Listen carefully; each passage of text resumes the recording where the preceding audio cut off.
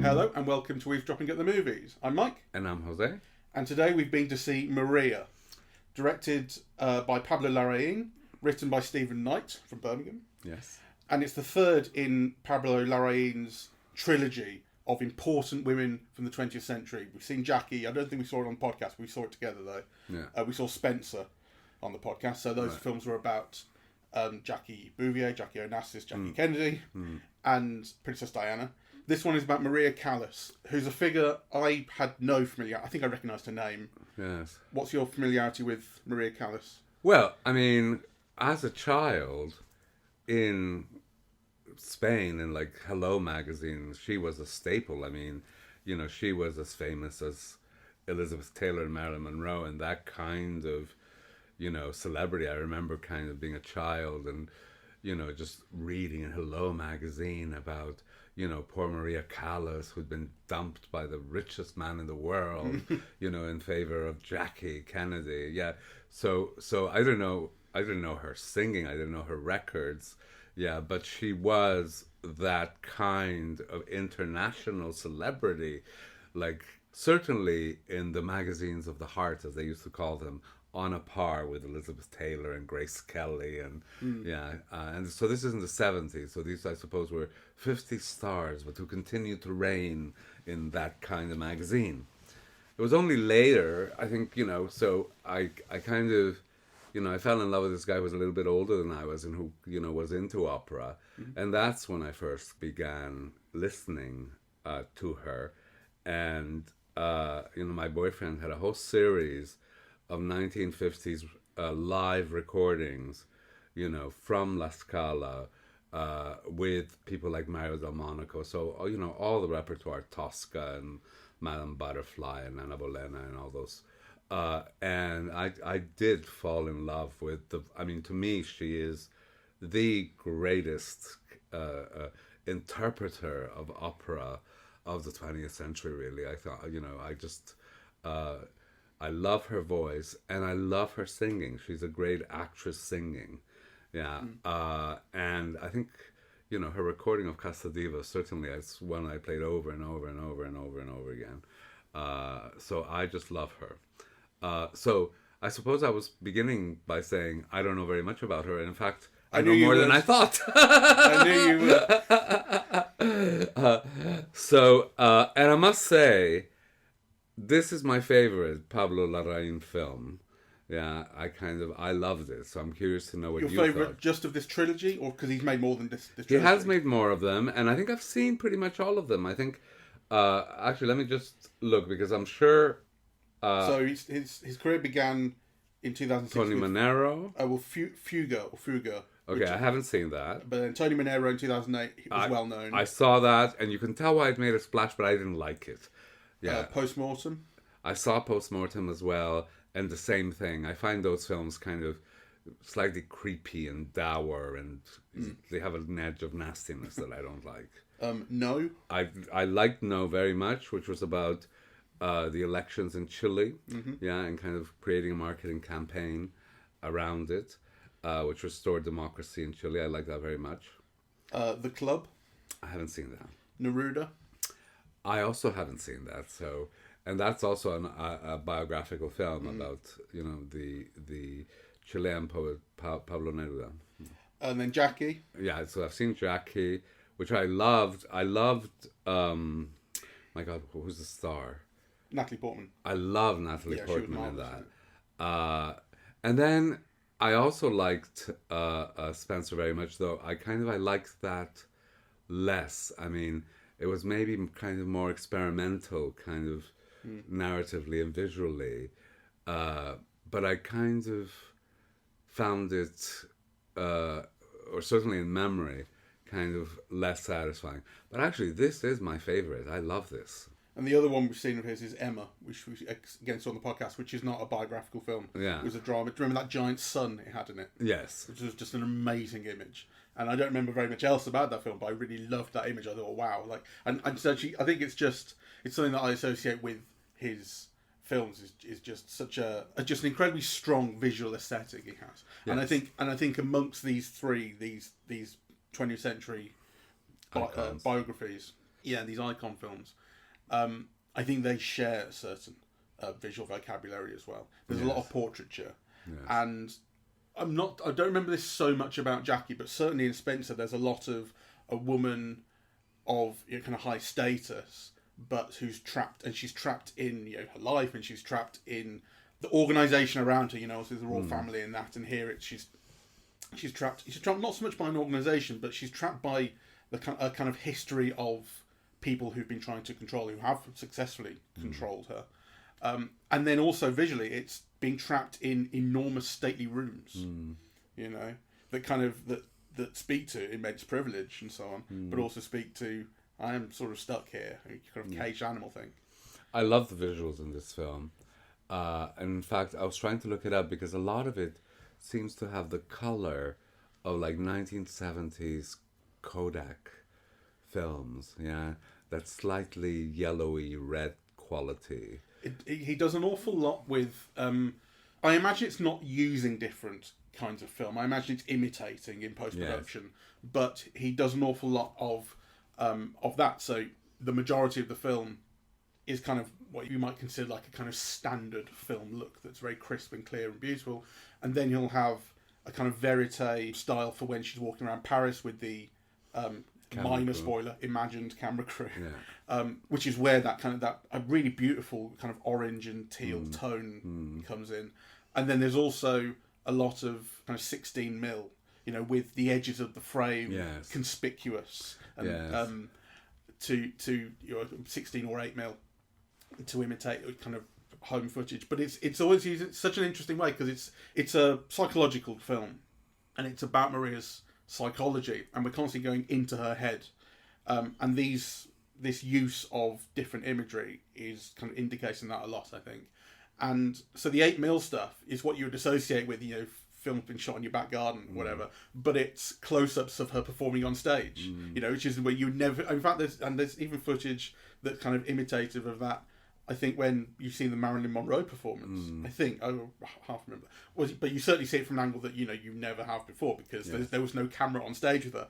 But you get this kind of this interesting kind of psychologically evocative close-up imagery of performance that you would never see that way because you're inside this woman's head.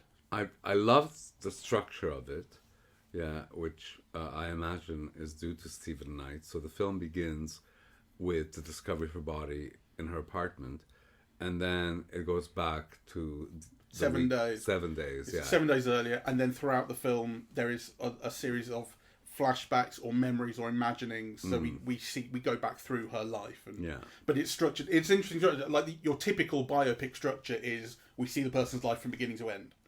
But actually, I think it's also a fairly common structure to have a framing period of time that is like a week in someone's life like this, but then we get the opportunity to see more of their life through flashbacks. That's what this film is doing. In fact, it's a 5-act structure, isn't it? Because you see the beginning, then you have 3 acts that are indicated to you, with the clapperboard, and then you have an epilogue, or a conclusion. So, but within that, it flashes back. It uses different aspects ratios.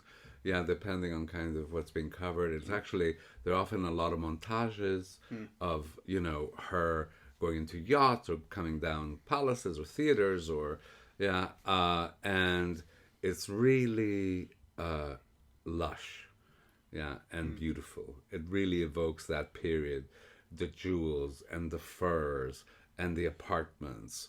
I loved all of that. And I think one of the things that I loved most about it, really, because I found it very moving, I don't know if you did, was her relationship with her butler and her housekeeper, who are kind of clearly conceived of as family, or there's a kind of a familiarity, right? But also, she is a diva, right? So she's constantly making demands, right? Or adjustments, or rejecting their obvious care for her, but in this very tactful, kind way, You know what I mean? I mean, so you always get a sense that, you know, she's got all the authority and all the power, right? And she's used to getting what she wants, right? But there's a reason why these people love her, right? And that's because she's so kind with them. Yeah. And that's such a fine line to walk, because, you know, she could so clearly have seemed a bully, yeah, or haranguing or imperious, or, yeah. And actually the thing is, she is all of those things, yeah, but kind of always with tact or kindness. Mostly. I mean, I would say actually at several points during the film, I was thinking to myself, why is the butler putting up with this? Because the key thing that made me think that with the butler is the fact that he's got this bad back, and she keeps making him move the piano back and forth, and there's no purpose to it. It's a punishment, basically. Like you that's how I read it, as a punishment. I didn't read it as a punishment. I read it as a kind of, you know, an indecision, a kind of indicating her lack of satisfaction, yeah, with her situation, part of the struggle with her voice, and a kind of a superstition around it, right? You know, so... Well, for instance, the first time we see it at the start of the film, she tells him to move the piano, and then when... I don't remember what the occurrence is, but then something happens that pleases her, basically, and she says, leave the piano where it is, I like it where it is. Yeah. To me, indicates, like, this is a decision, right? I'm taking something out on the butler. I never felt that, because, you know, when she notices that his back is hurting, she tells him, you know, you can't say no to me. Right? Like, yeah, she says, you can say no to me, and he says it's some funny line about... she says, you should be more careful, you can say no to me, and he says, the fact that I don't say no to you is the fact I'm being careful. You know, like, I know how to handle you, and I know that I really can't sort of answer back. I didn't read that, because, you know, they're obviously very loving towards her. They're kind of looking after her. They're ensuring that she doesn't overdo the medication so far as within their power. They clear out her drugs, right? Yeah. Well, yeah, I see it. So actually, they're constantly, in a way, undermining her authority in a very loving way. And actually, if it would be somebody else, they'd be fired, right? Yeah. And she keeps saying things like, you do realize that kind of giving someone's medical records, revealing someone's medical records, is against the law, right? Yeah. Which is just, yeah. So I think there, to me, I saw it driven by a kind of affection and kindness, and yeah. I see. I do get what you mean, but I do see the butlers and the housemaids' actions as driven more by worry. You know, which kind of, that can come down to love as well, but it's worry, it's fear that she's going to kill herself, she's going to die, but it's a kind of, I'm having to constantly watch out for and clear up after her sort of thing. Sure, yeah, but that is done out of love. That's not their job, right?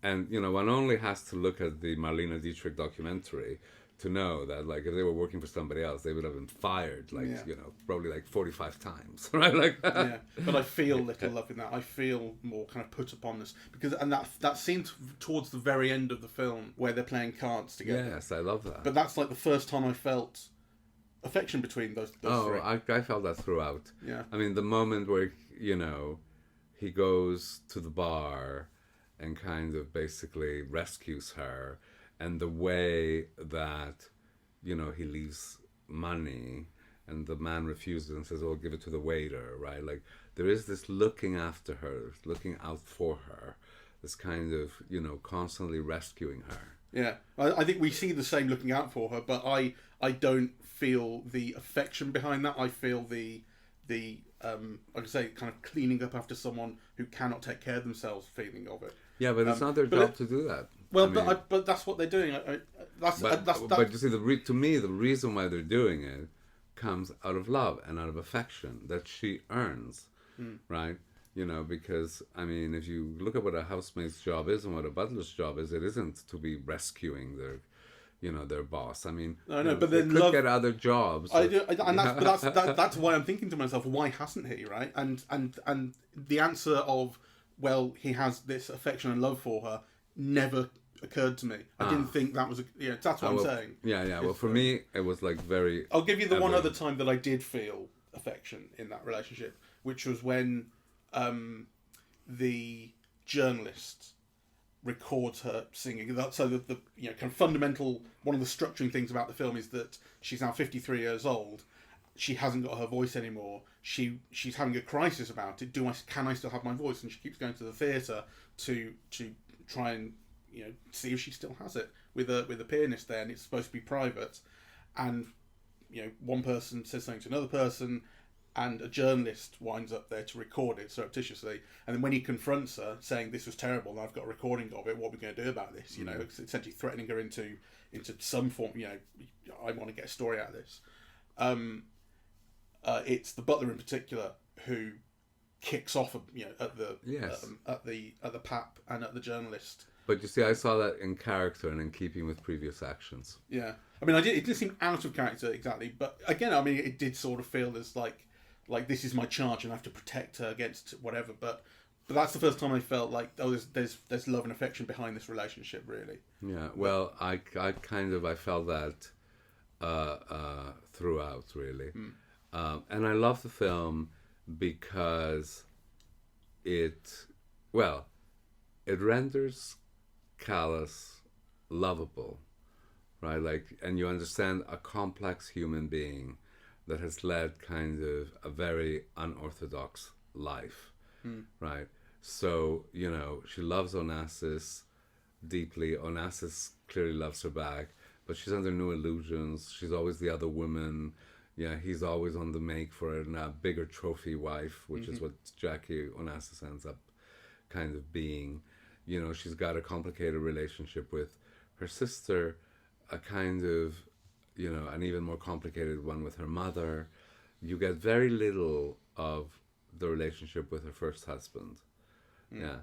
And actually what I didn't like about the film, one of the few faults that I find about it, is the casting of Onassis. He's played by Haluk Bilginer. Yeah. I didn't like him because Turkish, apparently. He superficially looked the part, right? I understand he's a very famous actor in Turkey and that actually he'd performed in, I think, Coronation Street or EastEnders in the 70s. Oh, right. Yeah. Yeah, EastEnders. Yeah. Played Mehmet Osman, for those who remember EastEnders in the 80s. Yeah. I don't. No, neither do I. But the one thing about Onassis that you see very vividly at the end of the film when they show film of the real Callas and the real Onassis, right? That's kind of... During the credits. Yeah. Is he's so sexy, right? So he's like Picasso or something like that. You sense kind of a sexual force. I remember reading Ava Gardner's autobiography, that book, Conversations with Ava, or something like that. And, she's got that 1940s way of talking. And she goes, Onassis is the kind of man, that no matter what station in life he would have been in, he could snap a lady's garters anytime he wanted to. Yeah. Right? You never get the sense. Yeah, no, he doesn't have sexual charisma, and what it comes down to is I have money, and I will talk about how much money I have. I'm the richest guy. He gets annoyed when people don't recognise him as the richest guy in the room, and it's quite obnoxious. Yeah. You don't feel a sexual attachment. Yeah, you don't feel that kind of sexual confidence, and I think it's interesting, and the reason why Picasso comes to mind is because he had it way into his old age, right? And they're similar in the sense that they're both short and squat and not very attractive, right? And, it's the kind of, it's their personality. Yeah, well, it's their personality and their power and whatever that made them rich and were famous or, that kind of led to where they are in life. But that includes a kind of a sexual potency that, is clearly part of what charmed, the Maria Callas, right? So your reference point is Pablo Picasso. Is the one I'm thinking of is Sven-Goran Eriksson, the England manager. Yeah, you see, he doesn't quite exude that to me. Well, the women. That's the thing. He got the women. I know he did, and and he was clearly like sexually rapacious and something. But you see a picture of Sven-Goran Eriksson in repose, and he doesn't exude that to me at all. He just looks like a dweeby Swedish guy or whatever he is. With Picasso and Onassis, you see it. People talked about it. Well, that is true. With Eriksson, and it's not in the film. With Eriksson, people talked about was how. Yeah, exactly. Right. you know. So yeah, I mean, those are my points of reference. So I thought that was kind of a lack in the film, and also the performance of the first husband. But what I really loved in the film is what you mentioned at the beginning, that you're clearly in her mind.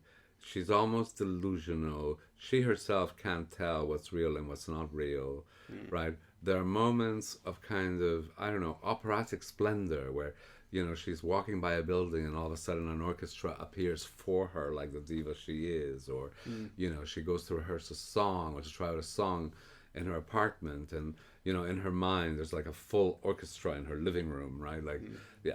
And then it cuts back, and yeah. And I like that cutting back, which the film does orally as well as visually, right? So, you know, you see her singing La Scala with this beautiful, rich voice, so precise and so at ease, moving up and down the scales, you know, and then you see her at home with that kind of, she's still performing all the scales, but now it's croaky. Yeah, kind of the tone is off. Yeah, you get that in those scenes where she's in the theatre with it's just her and the pianist, and she's trying to see if she still has the voice, and she's singing there, and it's you know, kind of not amazing. She's old and she has lost her voice, and it will cut to the image in her head of the full theatre and her as a younger and just perfect performer. And as you say, yeah, orally it cuts back and forth between the two: perfect, imperfect, perfect, imperfect. And I mean, the editing I think is really remarkable in the film, actually, because it's not just in the montage and in the, you know, what we're describing right now. It's just something that is so wonderfully judged that because it really occurred to me, and I was thinking all I can think of it as is just really good, solid classical editing. But it's like, there are points, there are sequences where every cut is just perfectly timed, and the next shot that's chosen is perfectly judged. You know, whether it's something that we're in her head and she's like looking through clothes on the racks, and because I think that I think that's when maybe they've taken her pills off her and she's looking for them, and she's kind of stressed out about it.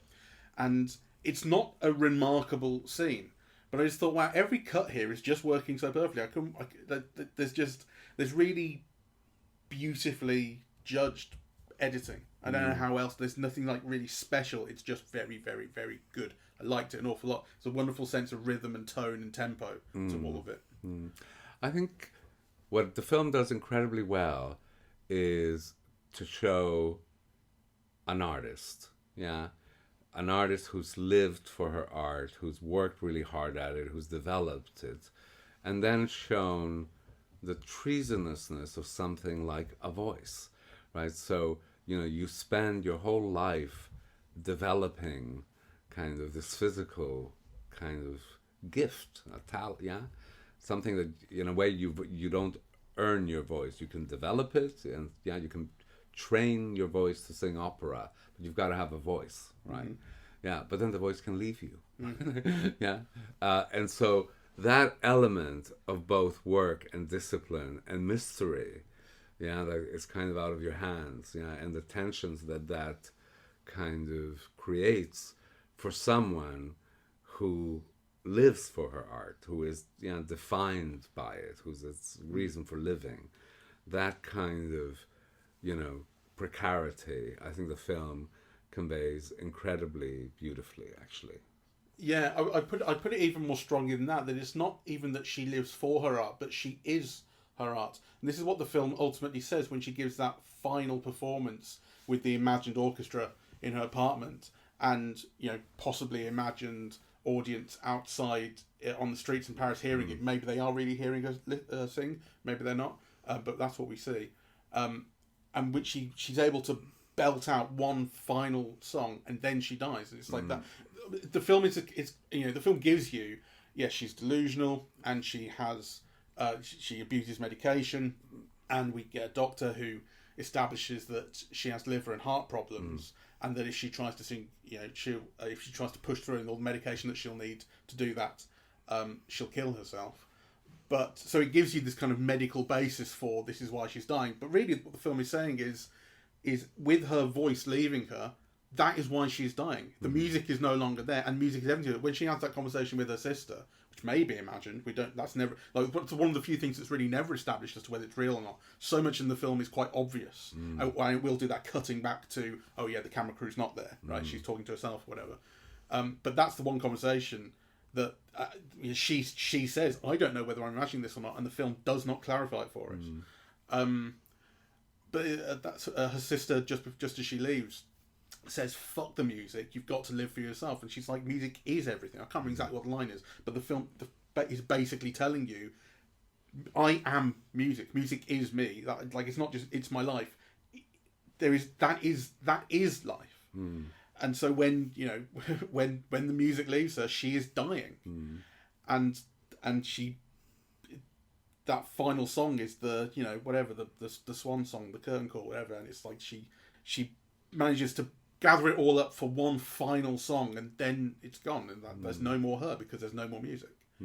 It's kind of this slightly mildly supernatural sort of, not conveyed as such. It's there for you to just, you know, kind of piece that together. But I think that's that to me is what the film is ultimately saying. Like, that's the life force. Things that I would have liked. The film touches on them, but I would have liked a little more is, you know, Onassis and Callas were a symbol of Greece, right? At a time when Greece didn't figure very prominently on the world stage. Yeah. The richest man in the world and one of the greatest artists of the 20th century were Greek, and they were together, right? You know, so actually that kind of became quite a potent symbol, and also a kind of an unusual one, right? Because, you know, they were a couple, and yet Onassis was married to someone else. They never married, right? She was always the other woman, right? So that sense of audaciousness, rascality, you know, not following the rules, yeah, which I think kind of a lot of Greeks like to see themselves as pirates anyway. I think it's kind of, you know, a part of the culture in an interesting way. You know, that's kind of important in a national kind of sense, and in an international sense, actually. So kind of, I wish it had touched a little bit more on that. What I also loved about the film was a kind of civility. Yeah, kind of, I'm not sure if I'm kind of articulating it correctly, but, you know, this is a world in which art is important, in which people are cultured, yeah, in which it's quite common. I mean, Maria Callas speaks about 5 different languages in the film. She speaks Greek, yeah, and French and Italian and English, yeah, like kind of, you know. So you know, that aspect I love very much. And really, at the center of it is, I think, an incredible star performance by Angelina Jolie, right? I mean, I remember when she did that film with Clint Eastwood. Changeling? Clint Eastwood was saying, Angelina Jolie is the only contemporary star who could have been a star at any time in the 20th century, yeah? That kind of, she's so beautiful that she could have been a star in the 30s or the 50s or, yeah? And I think that's right. And I think, you know, she gives an incredible performance because, on the one hand, it is a kind of imitation in the sense that, you know, some of the looks and the way that she holds her head and, you know, kind of a speaking... presumably the voice, I would have thought. Yeah, you know, the mode of speaking and so on, it instantly brings, you know, Callas to mind, yeah? But also, she's such a great actress that you also feel there are these moments of stillness where she's really not doing anything, and yet you somehow feel everything that she's feeling. She's communicating what she's feeling, yeah, in kind of, even in moments of stillness. And I think, you know, her posture, the way she holds herself, yeah, it's kind of such a fully realized performance, and a very difficult one to pull off because, you know, Maria Callas is a diva, right? You know, I mean, she's got those lines where she says, "Oh, book me a place in a restaurant where, you know, people know me so I feel like being admired or something." Right? Yeah. Like, you know, kind of that kind of thing. and you could tell that is also kind of part of her personality, and so she's got an ego. Yeah, she's got an ego. Well, yeah. And actually, one thing that I like is that the film is quite talky in the sense that she's always able to just say what's on her mind, say what she's thinking. Because you can imagine a film like this, and I think maybe a little bit like Jackie and Spencer might have been a bit more like this, where things are a little bit more internal and implied and that sort of thing. And I don't mind that there's kind of accessibility aspect to this, where she will talk. The conceit of the imagined interview that we constantly go back to is her, kind of talking to herself about her life, writing this autobiography possibly in her head. But it's like she's it's not just she's telling the audience things. Obviously it's revealing of her state of mind and so on and what she's thinking about.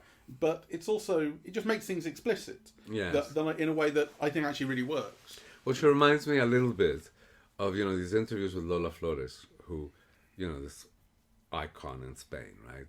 Movie star, singer, dancer, performer. And, the interview, and a very intelligent woman, which you also get a sense that Callas was. Right, and the interview asks her something, and she goes, "Well, it would be disingenuous for me not to have a sense of who I am." Right, like, kind of, and you get this sense in this film as well that it's a combination of her being full of herself for sure, because she is Maria Callas, right? Yeah, she's got a right to be full of herself.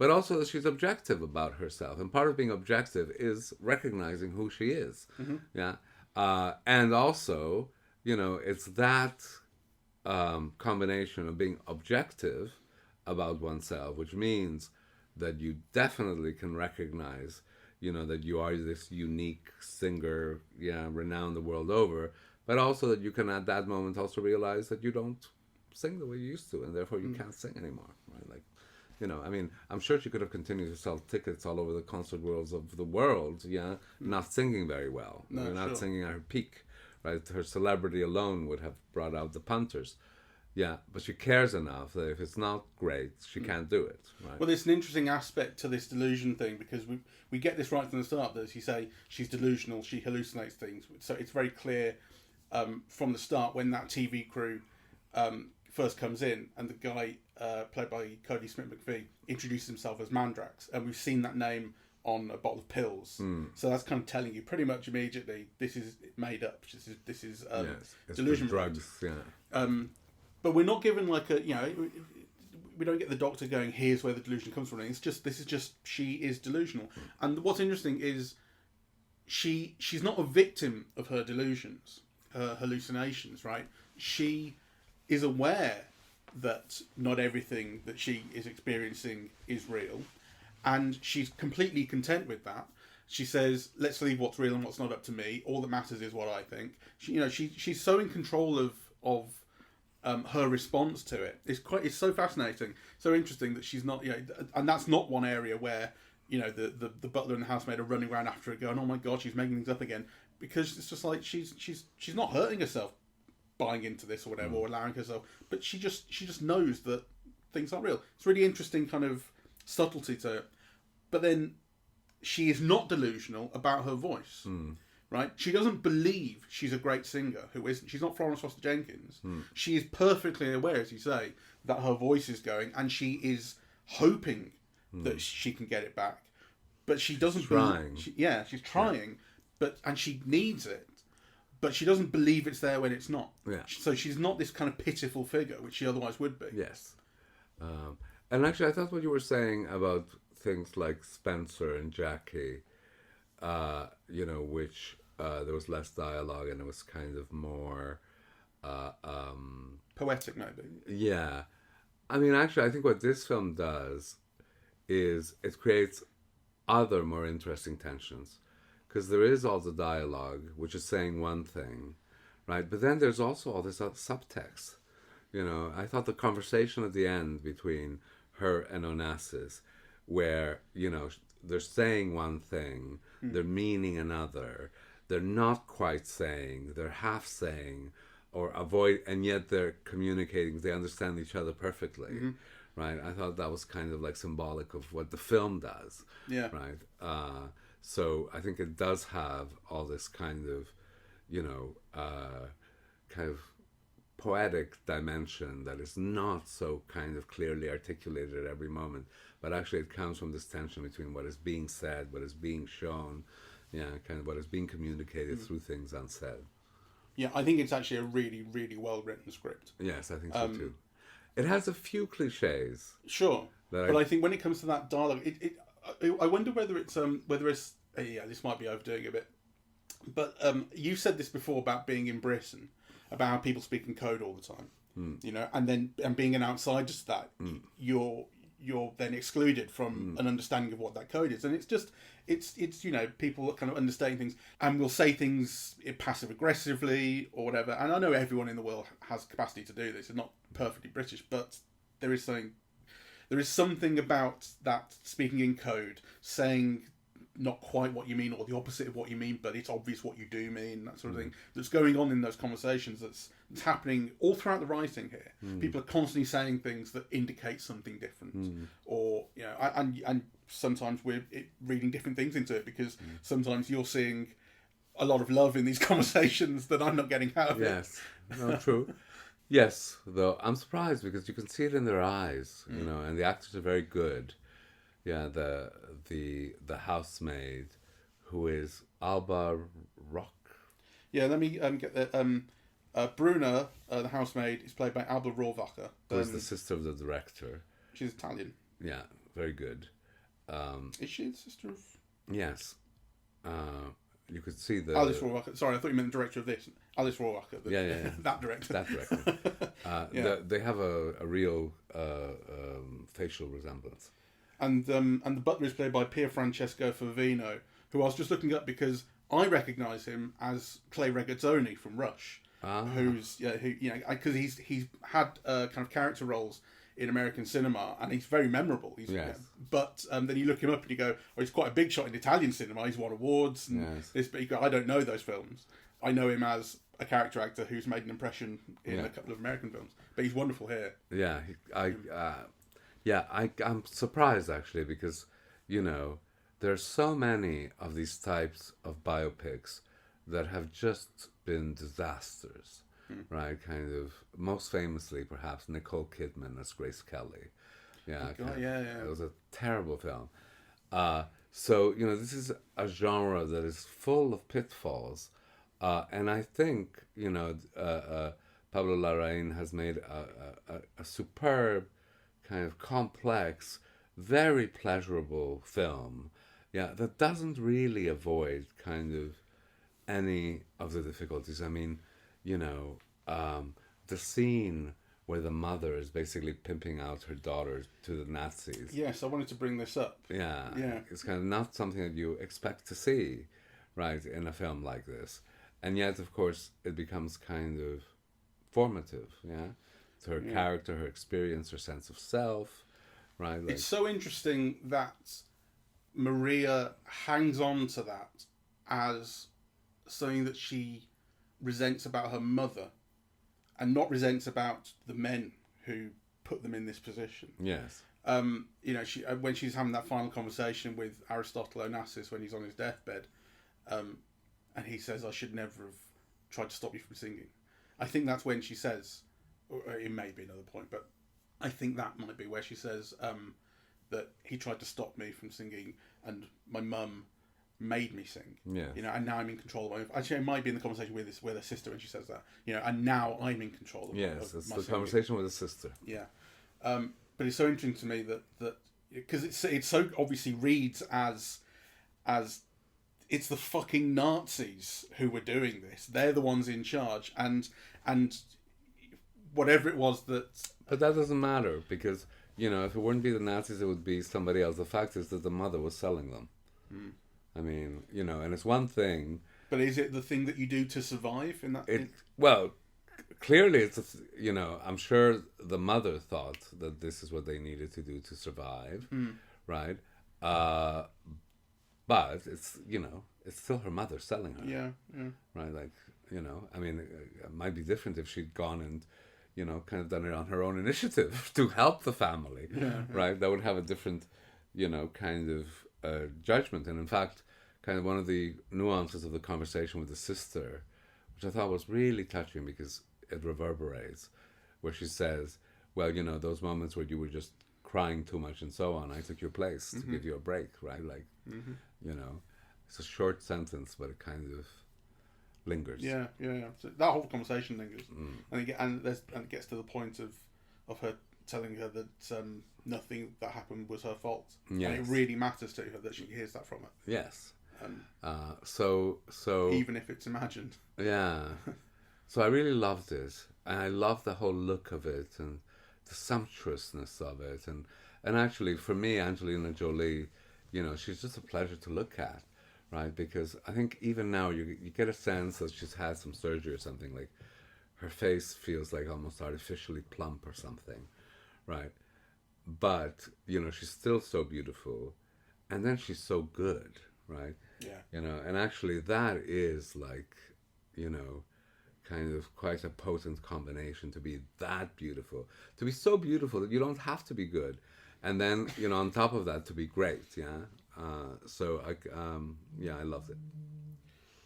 It's the best music biopic that I've seen this week, but it's not the one I would watch again. The one I would watch again is the Robbie Williams Monkey movie. I really enjoyed it. You probably got no interest in seeing it. I'll tell you what's interesting, actually, that an interesting point of comparison. In fact, there might be a few, but the thing is, that film is every cliche under the sun, right? And it runs through his life, and it's a lot of voiceover narration, and you know, but it's just, you know, you hear the songs and stuff. But it's lovely. It's really good fun. But one thing that's interesting is because that cost like $110 million to make, and it's going to make almost none of that back, largely because it's not going to get sold anywhere. It's not going to get sold in America. It's made like $1 million or $2 million in America, and it cost, I think, Paramount like $25 million to bring it to America.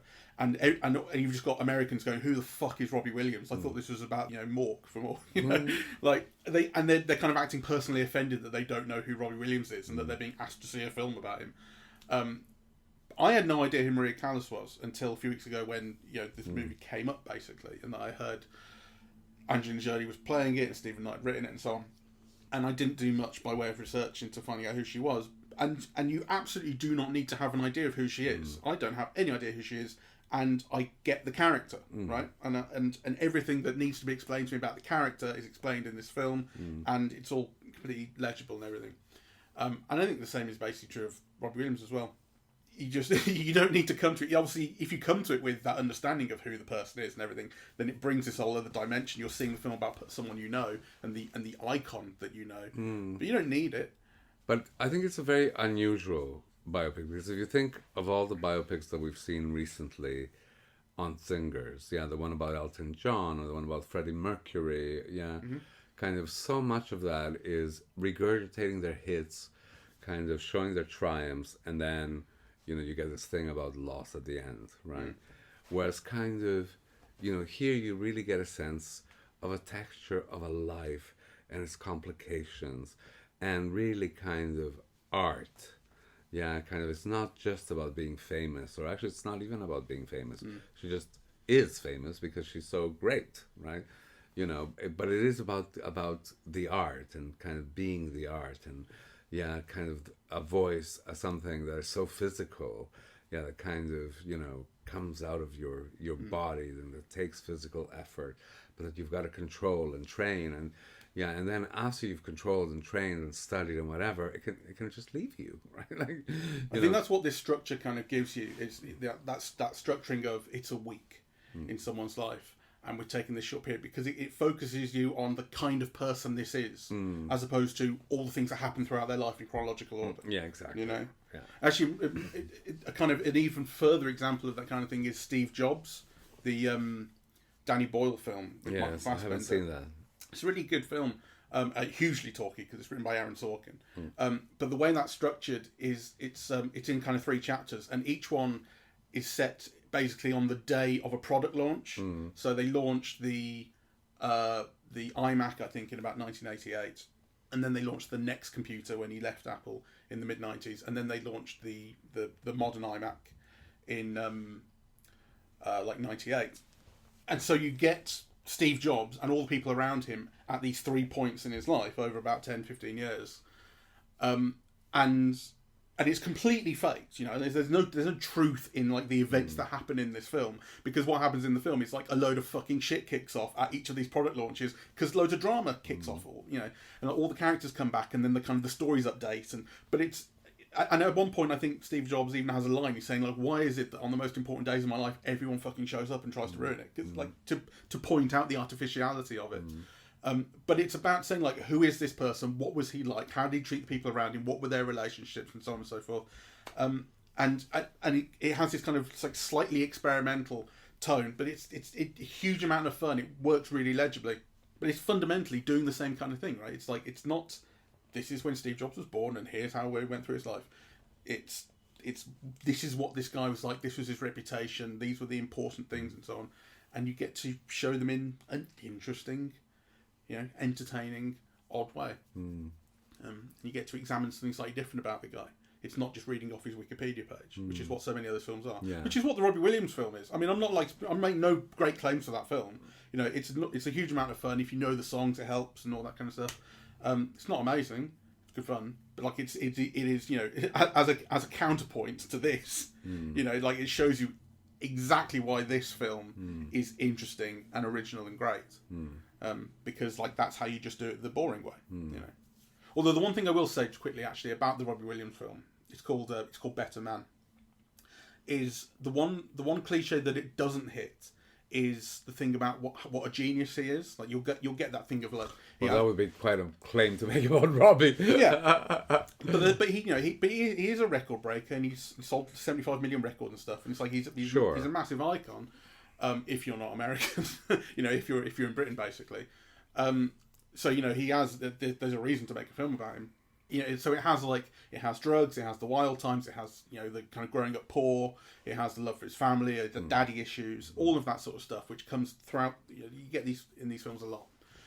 But then you'll often get the thing of, you know, but beneath it all, they were this great musical genius, and that came through, and that's just not. It's not. They don't make that claim of Robbie Williams, and they wouldn't. You know, you really wouldn't be able to, because the songs are just decent pop songs. Yes. But there is this thing that it goes through Take That, and the kind of the drama in Take That was that Gary Barlow was the songwriter, and Robbie Williams wanted to write songs, and that caused all this tension. Robbie gets kicked out, and then he goes to work with the songwriter, and you get this scene of this is when his writing comes out, and the guy's working with him to bring it out, and it's not a scene of, oh, he's such a genius. It's a scene of, okay, he's got some songs in him. Like, that's it. It's not, you know... Well, and you could argue, actually, that it's the musician who had the songs in him, because Robbie never had any kind of equivalent success outside of his collaborations with whatever his name is. I now forget. Gary Barlow? No. Oh, no, sorry, the songwriter, yeah. Yeah. But it is, you know, Robbie's lyrics and so on. It's like, but all it is saying, you know, there's not nothing there, but it's not saying he's the marvelous genius. He is a very beloved performer, and you know there was a period kind of in the 90s, 2000s, where kind of people really connected with, you know, that sense of him being ordinary, like a normal bloke. Yeah. Maybe a little bit too needy. Yeah, and so on, which is what showbiz about him, and people love that about him anyway, really. Yeah, but kind of nobody ever thought he was the best singer in the world, or the best songwriter in the world, or the best performer in the world. They just liked him. Yeah. I mean, that's actually fundamentally what is most interesting about that film is that it's about a guy who was just desperate for fame. Yes. You know? And it kind of accepts it as a fall. It has that thing that Rocket Man had, the Elton John film that we mentioned when we talked about it in, was it 2019 that came out? Which is that what's really likeable is how honest it feels about the foibles.